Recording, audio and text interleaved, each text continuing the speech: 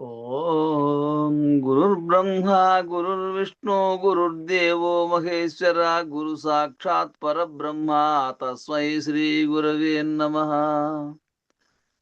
గురవే సర్వలోకానాం భిషజే భవరోగిణాం నిధయే సర్వవిద్యానాం శ్రీ దక్షిణామూర్తయే నమః.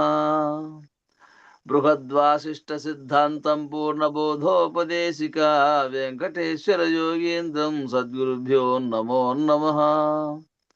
ఆత్మానాత్మాతీతమనిశం కేవలాత్మోపదేశిక వేముల రామయాజ యోగీంద్రం సద్గురుభ్యో నమో నమః. క్షరాక్షరమతీతం చాచల పూర్ణోపదేశిక పూర్ణానంద పుల్లయాజ సద్గురుభ్యో నమో నమః. అస్మద్గురు సమారంభం కృష్ణ సాందీప మధ్యమం ఓంకార పీఠ పర్యంతం వందే గురు పరంపరం. వందనమిదిగో గురునకు వందే గురు చరిత్ర సంగ్రామునకు వందే సుబోధోక్తిని వందనమిదే గురుని నామ రూపంబునకును వందనమిదిగో గురుస్థలమునకును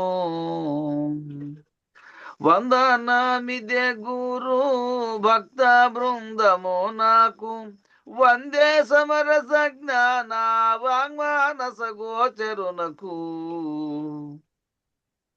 వందనం విదే పూర్ణ బోధకు పాత్రులై గురు పూజ చేయుచు భేద బుద్ధులు విడచి గురుని పాదములు పూజించు భక్తుని రూపంబునకును వందనమిదిగో గురుస్థలమునకును. జై శ్రీ సద్గురు ప్రభు మహారాజుకు జై. పూర్ణానంద పుల్లయాజులకు జై. విష్ణు ఆనంద కృష్ణమూర్చార్యులకు జై. అనంత కోటి గురు భక్త మండలికి జై. జై గురుదేవ. జై గురు స్వామి. జై.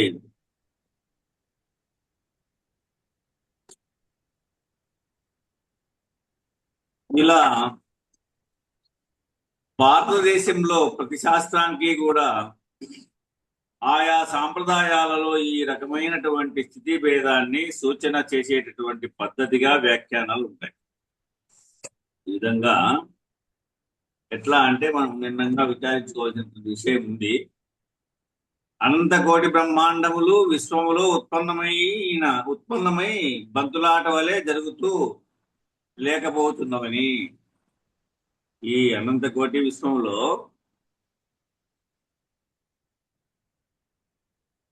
బ్రహ్మాండాలన్నీ కూడా ఈ విశ్వంలో ఉత్పన్నమై, ఈ అనంత కోటి బ్రహ్మాండాలన్నీ కూడా ఈ విశ్వంలో, ఆ విశ్వాండంలో ఉత్పన్నమై బంతులాట వలె అవతలికి ఎట్లా బంతు ఎట్లా దొరుకుతుందో ఆ విధంగా జరుగుతూ లేకపోతా ఉన్నాయి.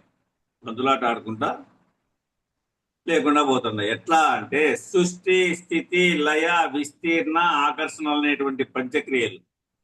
ఇది రాత్రి కాలం అయిపోతుంది అని చెప్పి ఊరిని చదివేసిన బిరిబిరా. సృష్టి, స్థితి, లయ, విస్తీర్ణ, ఆకర్షణ అనేటువంటి పంచక్రియలు. ఇవి పంచక్రియలు చేసుకుంటా సృష్టింపజేయడము, పరిపాలన చేయడము, మళ్ళీ తర్వాత లయం కావడము, మళ్ళా విస్తీర్ణం కావడం, ఆకర్షణలచే ఈ పంచక్రియలు చేస్తూ ఉంది. పంచశక్తులు, ఇచ్ఛాశక్తి, జ్ఞానశక్తి, క్రియాశక్తి, ద్రవ్యశక్తి అనేటువంటి పంచశక్తుల చేత పంచబ్రహ్మలు, బ్రహ్మ, విష్ణు, ఈశ్వర, రుద్ర, సదాశివ, ఇట్లా పంచబ్రహ్మ, పంచబీజములు, పంచశక్తులు, పంచబ్రహ్మలు, పంచతన్మాత్రలు, శబ్దం చేత ఆకాశము, స్పర్శ చేత వాయువు, రూపం చేత అగ్ని, రసం చేత నీరు, గంధం చేత భూమి, అట్లా పంచతన్మాత్రలు ఏర్పడి పంచబీజములు ఏర్పడి పంచబీజాలు ఏర్పడి పద్ధతిగా సమన్వయం చేసుకునేటటువంటి పరబ్రహ్మ నిర్ణయానికి సంబంధించినటువంటి పద్ధతిగా వారికి ఇవేవి లేవు. ఈ విధంగా సృష్టి అంతా నడుచుకుంటా వచ్చింది. ఈ విశ్వంలో అనేక బ్రహ్మాండాలు ఈ విధంగా ఏర్పడతా వచ్చినాయి. సంబంధించినటువంటి పద్ధతిగా వారికి ఇవేవి కావు. సప్త అభావములనే అచల పరిపూర్ణ రాజయోగ పద్ధతిగా, సప్త అభావములు అంటే 7 అభావములచే అచల పరిపూర్ణ రాజయోగ పద్ధతిగా అత్యంతాభావము చిట్ట చివరిది. ఏ పద్ధతిగా? శ్రీ శివరామ దీక్షితులు స్థాపించినటువంటి ఈ అచల పరిపూర్ణ రాజయోగ పద్ధతి. ఈ పద్ధతిగా అత్యంత అభావము చిట్ట చివరిది. అత్యంత భావము అసలే లేనిది. అత్యంత భావము అసలే వీటికి లేదు అనే నిర్ణయం వరకు, ఆ అత్యంత స్థితి నిర్ణయం చేసినంత వరకు ఆ పద్ధతిగా వ్యాఖ్యానం చేసుకోవాలి. మేము ఆ పద్ధతిగా వ్యాఖ్యానం నడవాలి. ఇలా భారతదేశంలో ప్రతి శాస్త్రానికి కూడా ఆయా సాంప్రదాయాలలో ఈ రకమైనటువంటి స్థితి భేదాన్ని సూచన చేసేటటువంటి పద్ధతిగా వ్యాఖ్యానాలు ఉంటాయి. ఈ భారతదేశంలో ప్రతి శాస్త్రానికి కూడా 6 శాస్త్రాలు ఉన్నాయి, 18 పురాణాలు ఉన్నాయి, 108 ఉపనిషత్తులు ఉన్నాయి. వీటన్నిటికీ కూడా భారతదేశంలో ప్రతి శాస్త్రానికి కూడా ఆయా సాంప్రదాయాలలో ఈ రకమైనటువంటి స్థితి భేదాన్ని సూచన చేసేటటువంటి పద్ధతిగా వ్యాఖ్యానాలు ఉంటాయి. అంటే అధికారులైనటువంటి సాధకులు ఎవరైతే అధికారులు అయినారో, దేనికి అధికారులు? అచల పరిపూర్ణ రాజయోగ పద్ధతికి ఎవరైతే అధికారులైనారో ఆ అధికారులైనటువంటి సాధకులు ఆయా స్థితి భేదాన్ని బట్టి దాన్ని అర్థం చేసుకోగలుగుతారు. అందరూ అన్నిటినీ అర్థం చేసుకుంటారనేటువంటి ఉద్దేశంతో కాదు. అందరూ అన్ని అర్థం చేసుకుంటారు అంటే కుదరదు. దేనికి ఎవరు అధికారో దానికి వారికి అది తెలియబరిస్తే అది తెలియబడుతుంది. వారు మెట్టుకెక్కిండే దాన్ని బట్టి మనకు అర్థమవుతా ఉంటుంది. వారు పలికే పలుకును బట్టి మనకు అర్థమవుతా ఉంటుంది. అట్లా వాళ్ళ పలుకును బట్టే, వాళ్ళ భావాన్ని బట్టి మనము తెలియపరిచేటువంటి విషయాన్ని తెలియపరచాలి.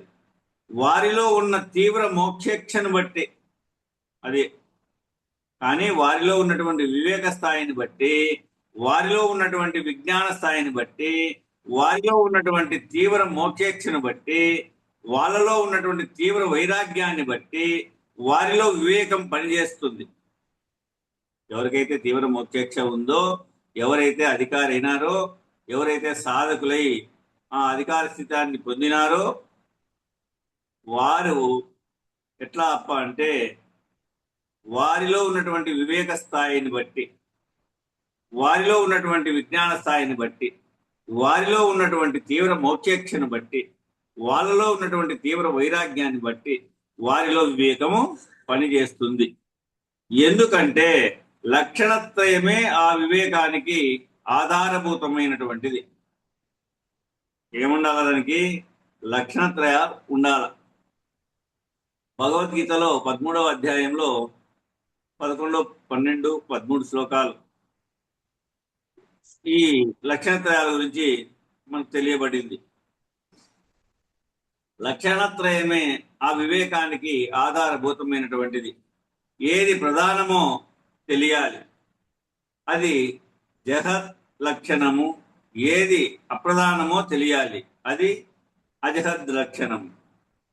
తెలిసి భాగత్యాగ నిర్ణయంతో ఒకటి పట్టుకోవాలి, ఒకటి విడవాలి. అధిష్టానాన్ని పట్టుకోవాలి, ఆశ్రయాన్ని విడవాలి. ఏదైతే దీనికి ఆశ్రయమై ఉందో ఈ శరీరాన్ని విడవాలి, అధిష్టానాన్ని పట్టుకోవాల. ఇది జగత్ లక్షణం. విడువబడని స్థితి ఏదైతే ఉందో అది జగదహర లక్షణం. అయితే అచల పరిపూర్ణ రాజయోగంలో ఈ 3 లక్షణాలు ఇరుకే అని చెప్తున్నారు. జగత్ లక్ష్యమన్నా ఇరుకే, అజహద్ లక్షణమన్నా ఎరుకే, జగదజహద్ లక్షణమన్య ఎరుకే.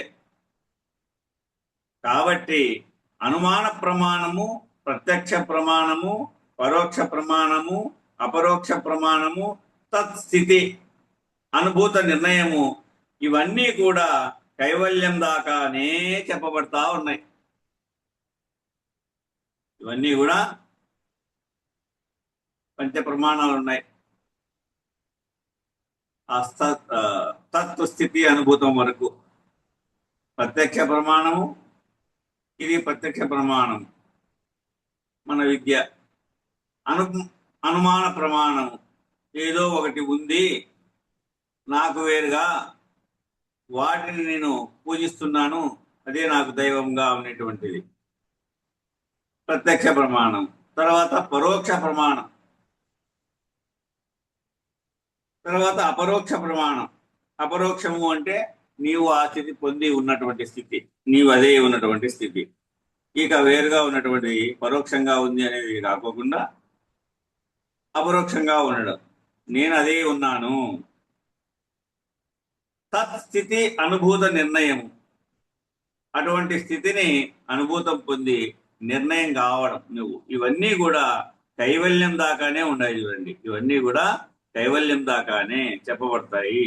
కైవల్య దేహ నిరసన చేసేటటువంటి అచల పరిపూర్ణ రాజయోగంలో ఇవేవి లేవు, ఈ ప్రమాణాలు ఏవి లేవు.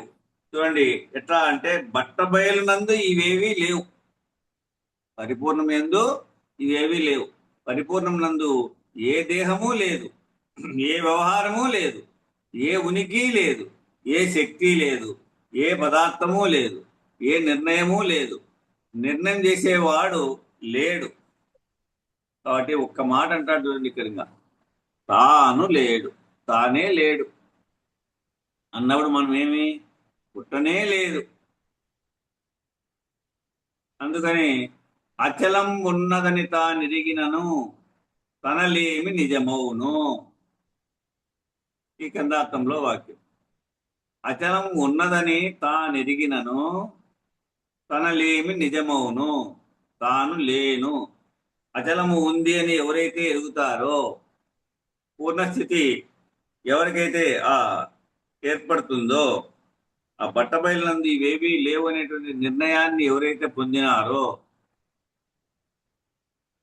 వారు, అచలము ఉన్నదని ఎవరైతే తెలుసుకున్నారో, ఆ చెలించినటువంటి ఆ పరిపూర్ణ పరబయలుని ఎవరైతే గురుముఖత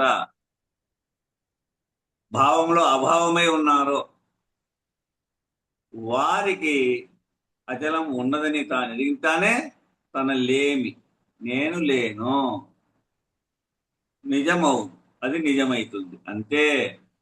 అది తెలిస్తే ఇది పోతుంది, ఇది తెలిస్తే అది పోతుంది. ఎరుక తెలిసినంత మాత్రాన ఎరుక చేత బయలు నిర్ణయం గ్యారంటీగా అయిపోయి అవుతుందని చెప్పడానికి వీలు లేదు. చూడండి, ఒప్పుకోలే ఆయన కూడా. అంత విద్య చెప్పుకుంటా వచ్చినా, అంత విచారణ చెప్పుకుంటా వచ్చినా ఎరుక చేత బయలు నిర్ణయం గ్యారంటీగా అయిపోయి అవుతుందని చెప్పడానికి వీలు లేదు. కానీ బయలును కానీ నిర్ణయం అయితే ఎరుక గ్యారంటీగా పోతుంది. నువ్వు ఆ బయలు నిర్ణయం అయితే ఎరుక గ్యారంటీగా పోతుంది. ఎట్లా? పరిపూర్ణము లోపల తనకై తా వచ్చి ఎరుక తానై తా చెనును.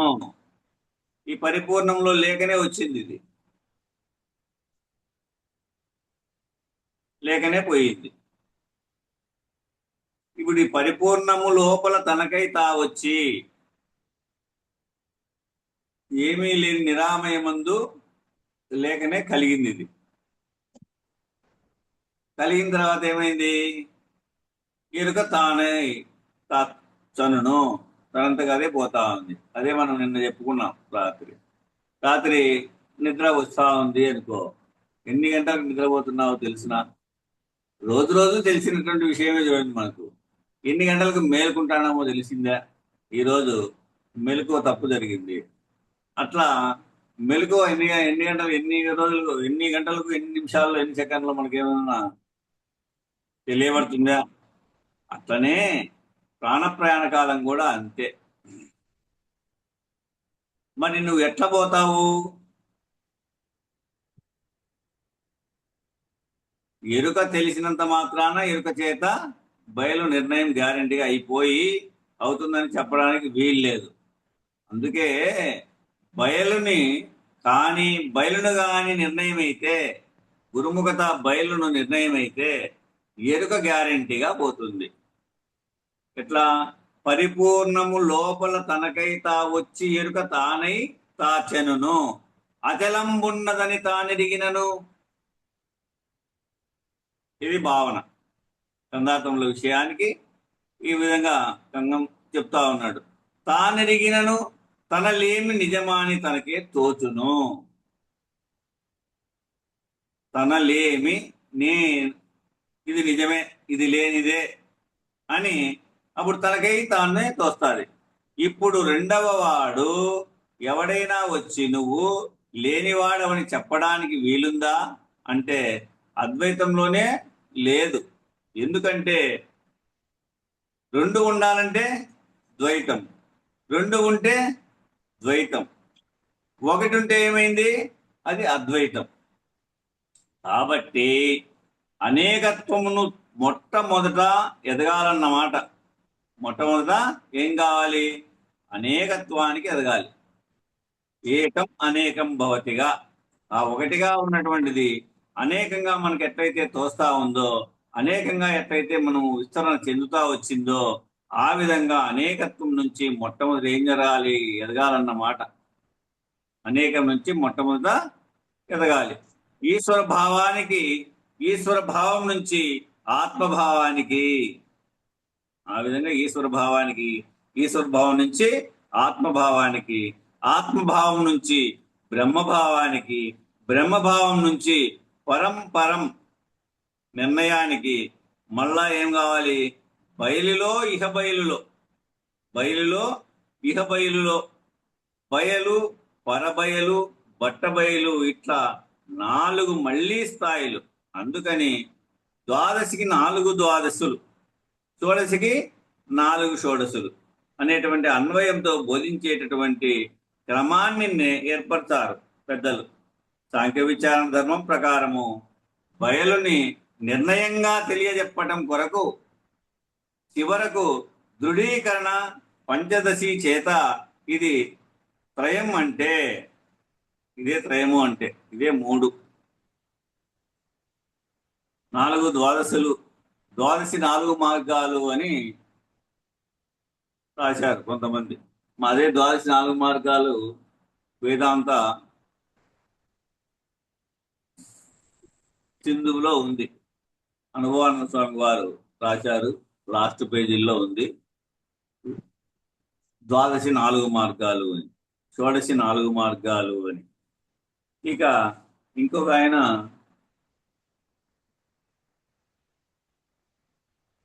రాశాడు, ద్వాదశి 4 మార్గాలని గ్రంథం పేరే పెట్టాడు. కానీ అంత వాటిలో విశదీకరంగా లేవు. ద్వాదశి 4 మార్గాలు రాశాడు శివయ్య స్వామి. ఆయన పేరేమి? బ్రహ్మానంద రెడ్డి కాదు, ద్వాదశి 4 మార్గాలని నిన్న చూస్తే మే గ్రంథం. వెంకటాచార్యులు వెంకటార్యులు. వెంకటార్యులు ఆ ఇంటి పేరు ఏదో ఉంది.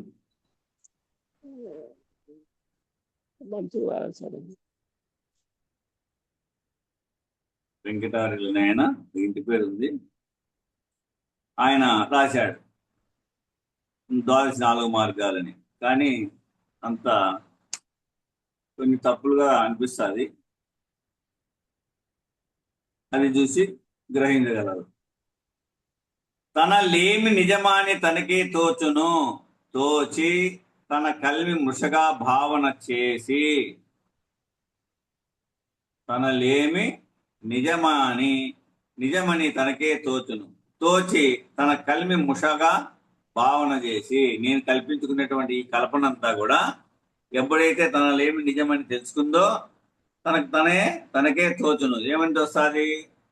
అది తోచి తన్ని కల్మెంతవడం వృషగా, ఇదంతా లేనిది, ఇదంతా అబద్ధము అని తనకు తానే భావన చెందుతాది.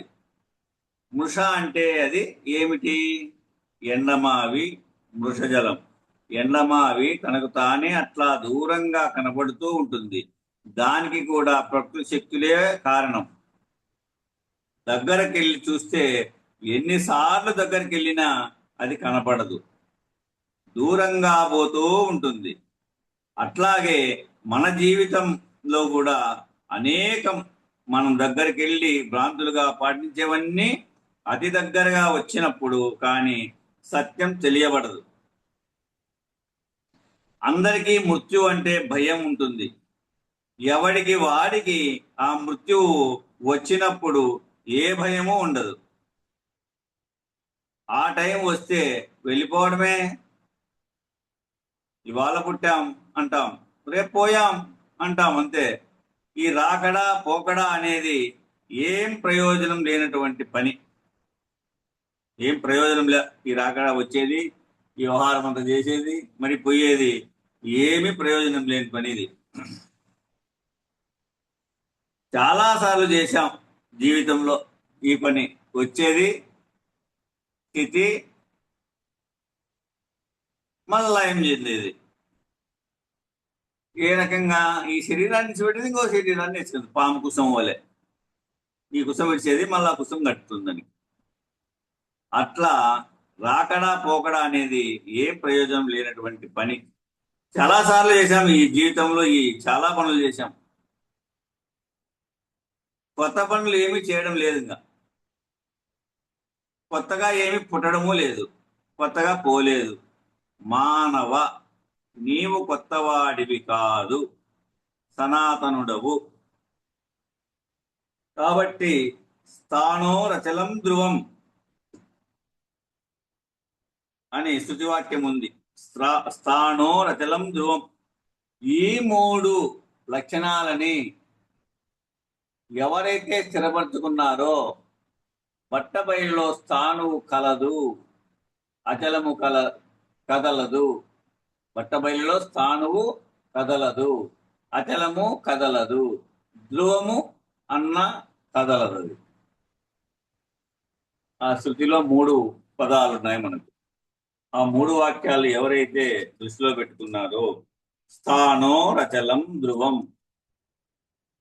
స్థానువు అనేటువంటిది కదలదు బట్టబయలులో, అచలము కదలదు, ధ్రువము అన్న కదలదు. ఈ 3 పేర్లు బయలుకు వర్తిస్తాయన్నమాట. మనము ఎదుట పెట్టుకున్న పేర్లు మాత్రమే గాని బయలు స్వతసిద్ధం. మనము ఎదుట పెట్టుకున్నాం, నువ్వు నేను విచారించుకోవడానికి. ఇది ఎరుక అని, ఇది పరిపూర్ణమని పేర్లు పెట్టుకున్నాం.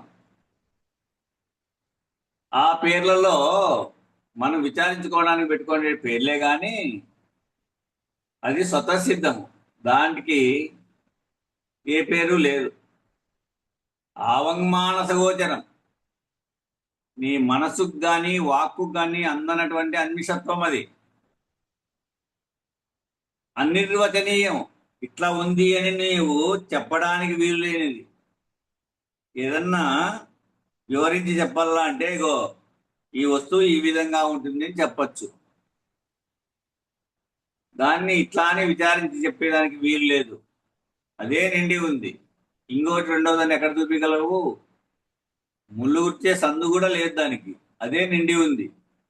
కాబట్టి ఇంకోటి ఇట్లుంటుందని చెప్పడానికి వీలు లేదు.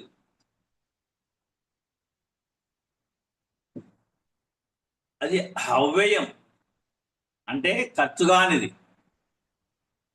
ఒకప్పుడు ఒక ఆకారంగా ఉండి మళ్ళీ ఇంకొకప్పుడు ఇంకొక ఆకారంగా మనకు తోస్తుందా, కనపడుతుందా? అది తోయదు, కనపడదు. కాబట్టి కదలని దాంట్లో కదిలేది వచ్చిందంటే, ఈ కదలని దాంట్లో కదిలేది వచ్చింది అంటే, ఆ కదలని దానికి ఈ కదిలే దాని యొక్క సూత్రం గాని, గోత్రం గాని, ఉనికి గాని, వ్యవహారం గాని ఏమీ తెలీదు. తెలియబడదు కూడా, తెలియబడలేదు కూడా. కాలత్రయం లేదు అక్కడ. ఏమైనా 3 కాలాలు ఉన్నాయా దానికి? లేవు. భూత భవిష్యత్ వర్తమాన కాలాలు వాటికి లేవు. కాలత్రయ బాధితం కాదు అది. కాలత్రయానికి బందీ అయి ఉండేటువంటిదా? 3 కాలాలకు ఏమైనా బందీ అయి ఉండేటువంటిదా? కాదు. ఈ కాలత్రయానికి బాధితము కాదు. ఈ కాలత్రయాన్ని తాను సృష్టింపజేసింది, తానే చేసింది అనేటట్టుగా ఉందా? కాదు. విపుటి లేదు, అంటే ద్వంద్వ స్థితే లేదు. అది అద్వైత స్థితి కూడా లేదు, ఒకటి కూడా లేదు. త్రిపుటి ఎక్కడంగా 3గానే లేదు, 2గానే లేదు. ఇంకా త్రిపుటి ఎక్కడ? అవకాశం ఎక్కడ ఉంది చెప్పండి అక్కడ? కాబట్టి అవకాశమే లేదు. ఇలా కైవల్య దేహ నిరసన చేయాలన్నమాట. ఎవడైతే కైవల్య దేహాన్ని నువ్వు విచారించావో, 5 శరీరాలు ఉన్నాయి కదా. స్థూల శరీరం విచారించిన తర్వాత సూక్ష్మ శరీరం, సూక్ష్మ శరీరాన్ని విచారించిన తర్వాత కారణ శరీరం, కారణ శరీరాన్ని విచారించిన తర్వాత మహాకారణ శరీరం, మహాకారణ శరీరాన్ని విచారించిన తర్వాత కైవల్య దేహం. ఆ కైవల్య దేహం కూడా లేదు అక్కడ.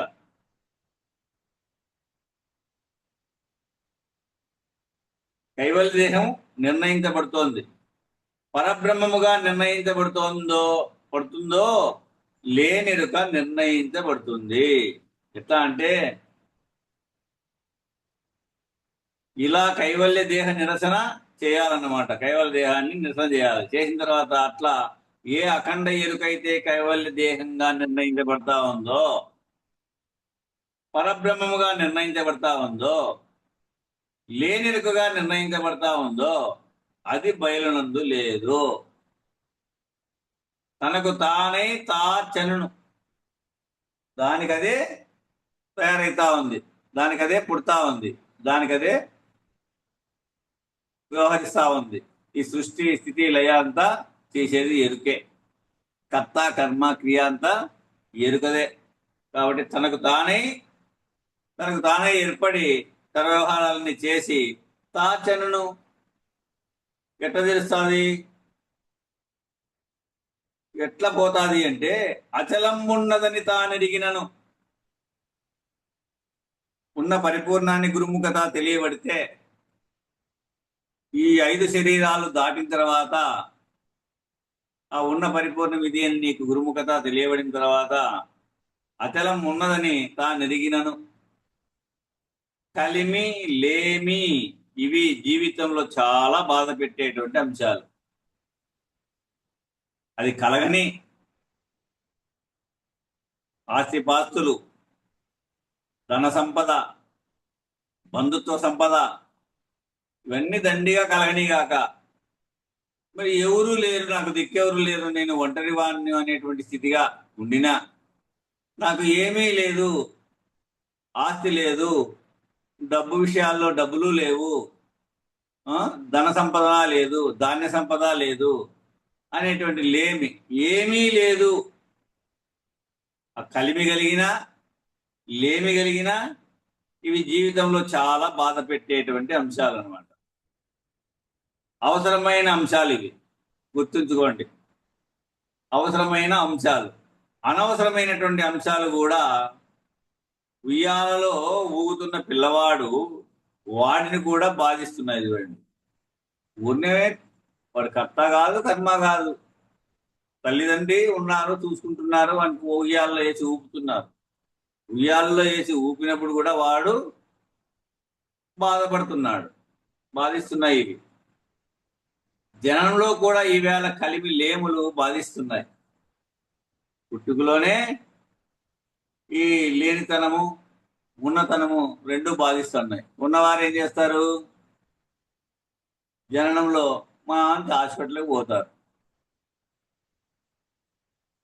అక్కడ ప్రసవం జరిగేటువంటి పెట్టుబడులు అన్నీ పెట్టుకుంటారు. లేని వాళ్ళు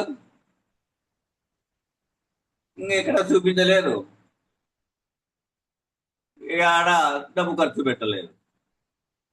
ఈ విధంగా జనంలో కూడా ఈవేళ ఈ కాలంలో కలిమి లేములు బాధిస్తూ ఉన్నాయి. చూడండి, మృత్యువులో కూడా కలిమి లేములు బాధిస్తున్నాయి. కలిగి ఉండుట లేక ఉండుట ఏం కలిగి ఉన్నాడు, ఏం లేక ఉన్నాడు అనేవి అణువణువున అడుగడుగున మనకు తారసపడుతూనే ఉంటాయి. కలిగి ఉండేటువంటి లక్షణాలు, కలిగి లేనటువంటి లక్షణాలు మనకు అడుగడుగునా అర్థమవుతా ఉంటాయి. ఏమి ఉంది, ఏమి లేదు.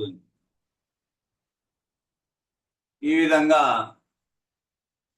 కరెంటు పోయింది, బ్యాటరీ ఆన్ చేస్తుంది.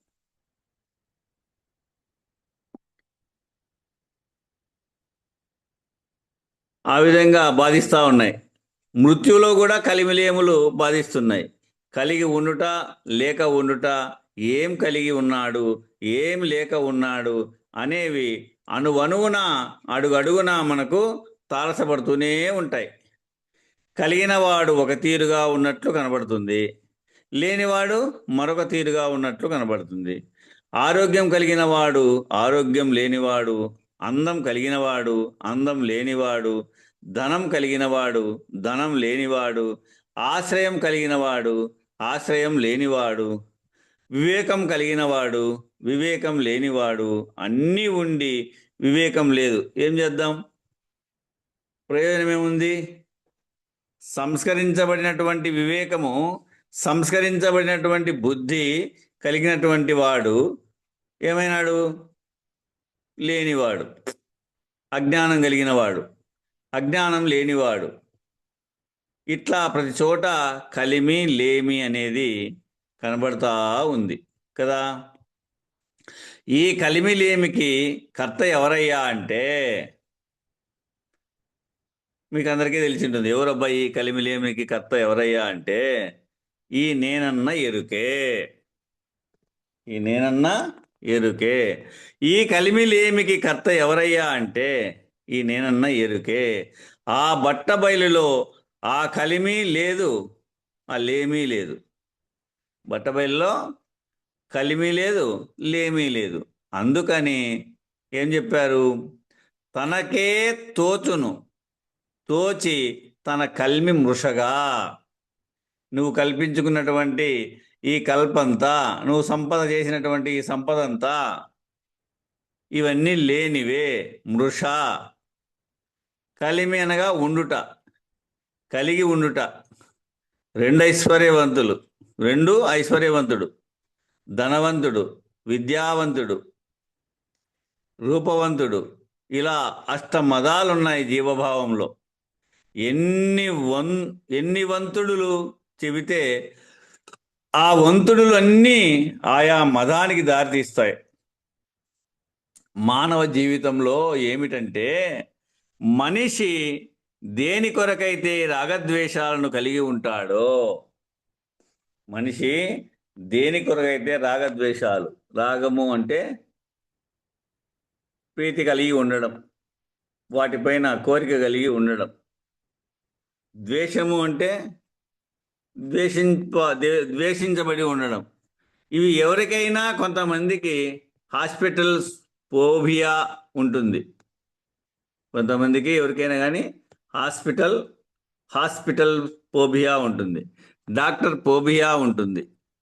అంటే ఆ హాస్పిటల్కి వెళ్ళాలంటే భయం, ఆ డాక్టర్ గారి దగ్గరికి వైద్యానికి వెళ్ళాలంటే కూడా భయం, ఇట్లా ఇంజెక్షన్ చేయించుకోవాలంటే భయం. ఇలా ప్రతిదానికి దీనికి ఆరోగ్య సంబంధమైనటువంటి భయాలు ఉంటాయన్నమాట. వీళ్ళకి ఆఖరు జీవితం ఉల్టా, అంటే ఏమి? రివర్స్.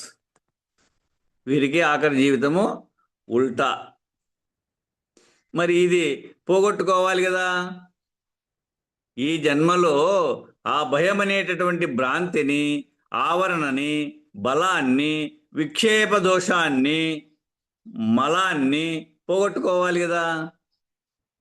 అందుకని ఏం చేయాలి? ఈశ్వరానుగ్రహం వల్ల ప్రకృతి ఏం చేస్తుంది అంటే వాడి దేహం శుభ్రంగా శిథిలమై ఏ డాక్టర్ చేతిలోనో పోయేట్లు చేస్తుంది అంతే. ఈశ్వరానుగ్రహం ప్రకృతి ఏం చేస్తుంది అంటే వాడి దేహం ఏమైంది? శుభ్రంగా శిథిలమైపోయి ఏ డాక్టర్ చేతిలోనో పోయేట్లు చేస్తుంది. వాడు పోగొట్టుకోవాల్సినటువంటి అవసరం వస్తుంది.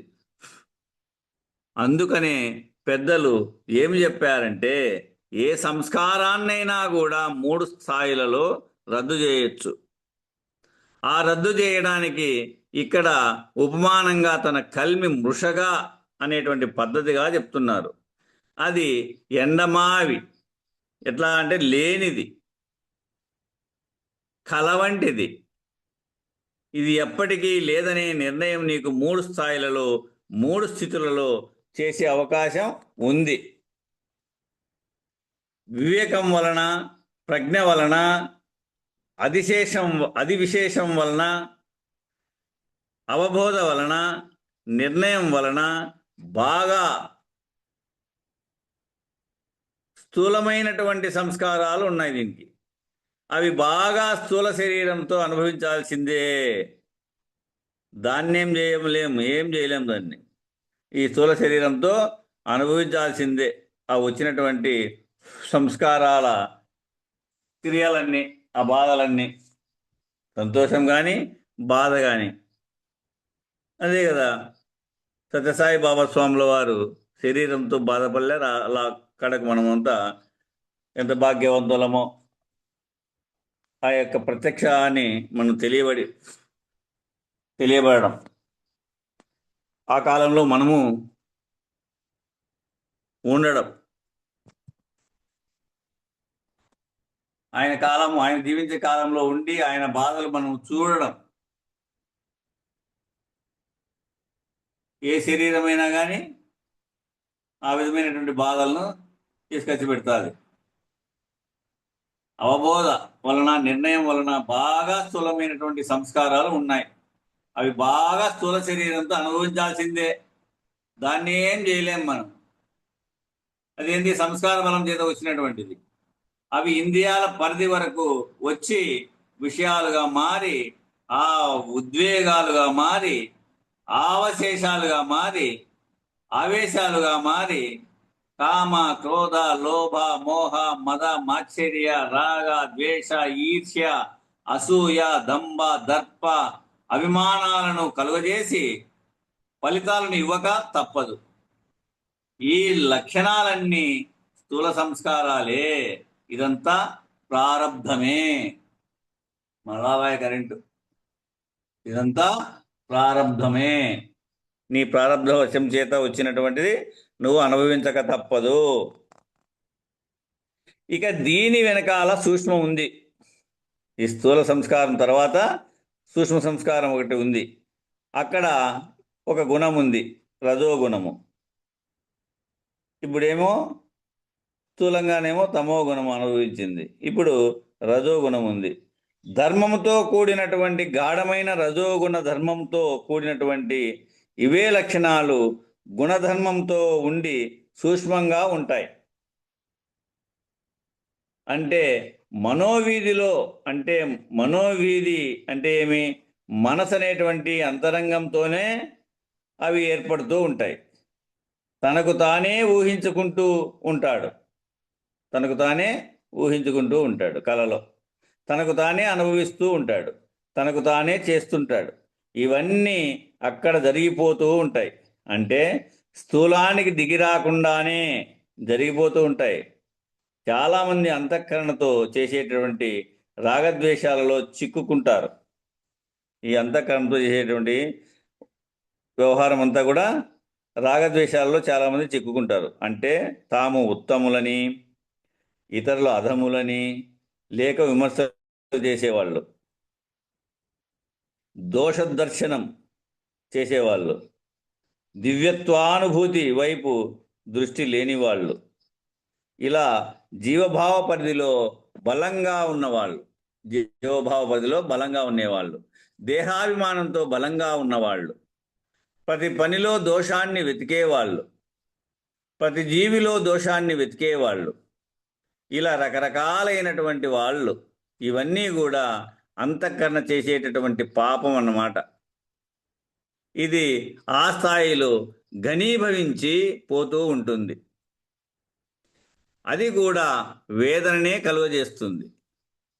అది వృద్ధాప్యంలో కానీ, లేకపోతే అనారోగ్యంలో కానీ, లేక రోజువారీ నిద్రపోయేటప్పుడు కలలోన అన్ని రకాలుగా అంతఃకరణ అంతా చెడిపోతుంది, దాని సమతుల్యత చెడిపోతుంది, శాంతం చెడిపోతుంది, సౌశీల్యం చెడిపోతుంది, ధర్మం చెడిపోతుంది, ధర్మాన్ని ఆచరించగలిగేటటువంటి నిలకడ కూడా ఉండదు.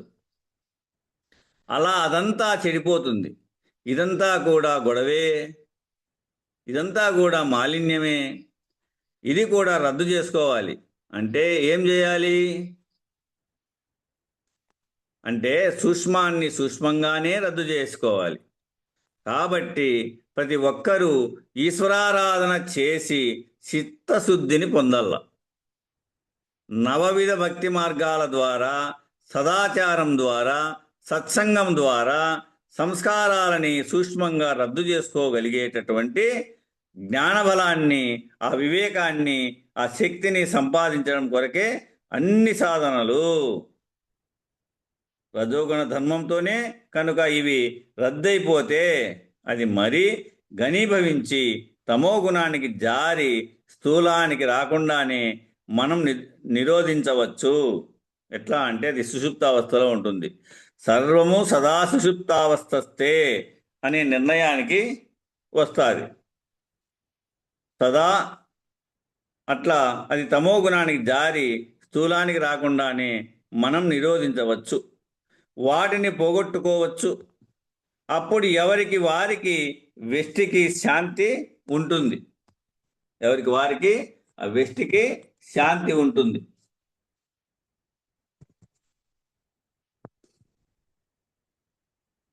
సమిష్టికి కూడా శాంతి ఉంటుంది. మానవ లోక కళ్యాణం సిద్ధిస్తుంది, అక్కడ మానవ లోక కళ్యాణము సిద్ధిస్తుంది. కాబట్టి సంస్కారాలను రద్దు చేసుకోవడం మానవుడికి చాలా అవసరం, జ్ఞాన మార్గ సాధకుడికి చాలా ముఖ్యం. సరే, ఇవిగాక సాత్వికమైన సంస్కారాలు ఉన్నాయి, అంటే దైవీ లక్షణాలతో కూడుకున్నటువంటివి ఉన్నాయి. ఎట్లా అంటే దయ, కరుణ, త్యాగము, ఇలాంటి లక్షణాలు ఇంకా చాలా ఉన్నాయి. ఇవన్నీ కూడా దానం, ధర్మం, ఇవి కూడా ఒక రకంగా బంధహేతువులే.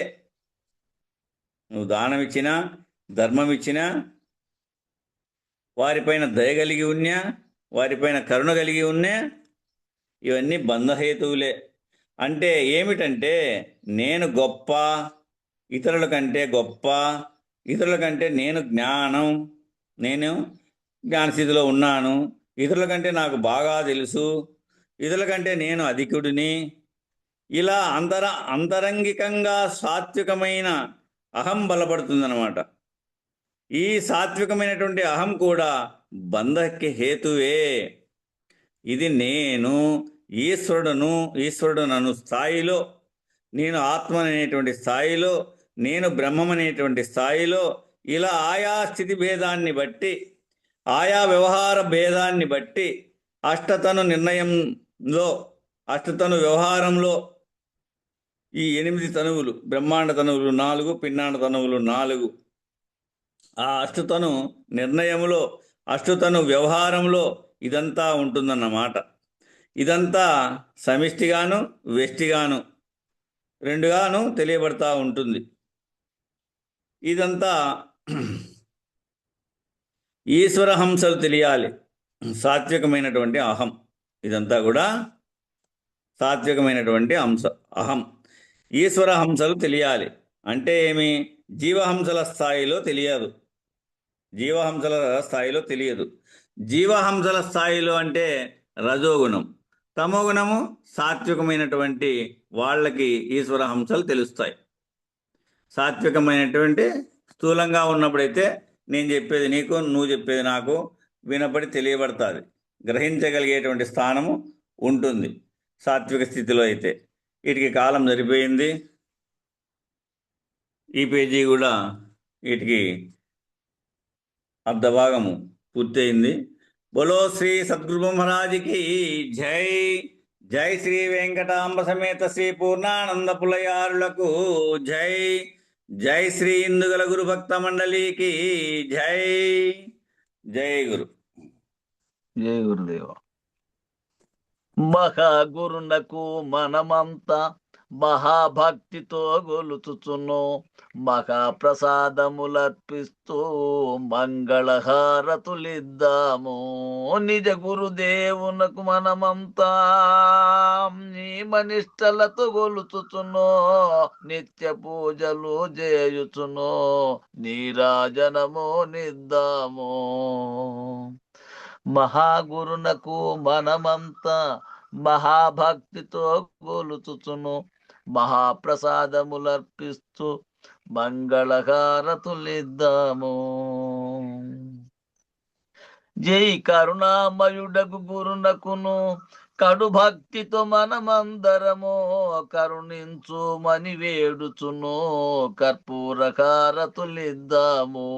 మహాగురునకు మనమంతా మహాభక్తితో గొలుచుచును మహాప్రసాదములర్పిస్తూ మంగళహారతులిద్దాము.